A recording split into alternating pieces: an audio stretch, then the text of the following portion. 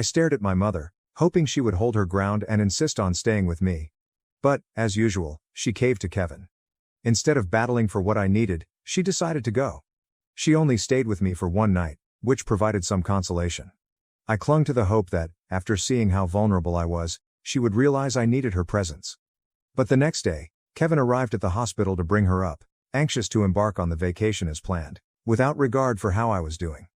I felt abandoned and deceived when my mother left me alone in the hospital. After only one day alone, I couldn't stop crying. One of the nurses saw me crying. When she realized I didn't have anyone nearby to check on me, she offered to phone my mother.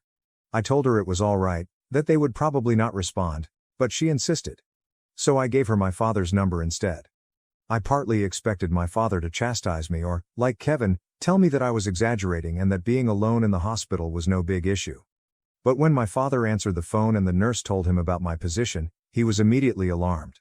He sounded more concerned than I had heard Dad in a long time and inquired whether my mother had truly gone on the vacation without me.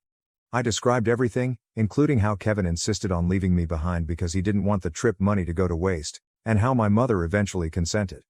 My father was outraged. As I told him everything, he became silent. But I could sense his rage simmering. He then told me that my mother had just indicated that we had been in a little fender bender, downplaying the entire incident.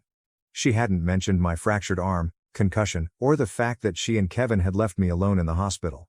According to what she told him, there was nothing to worry about, therefore he didn't feel the need to contact me. Hearing that my mother had willfully lied about my circumstances to my father made me feel even more hurt and betrayed. My father instantly told me that he will come over as soon as possible. He said he'd drop everything, drive to the hospital, and remain with me for as long as it took. For the first time since my admission, I felt relieved.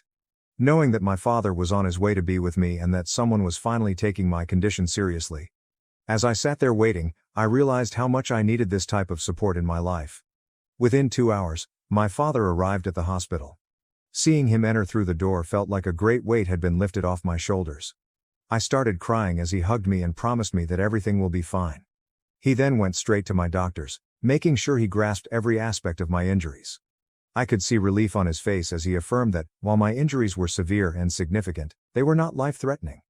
He genuinely regretted not being there for me sooner and not challenging my mother's version of events.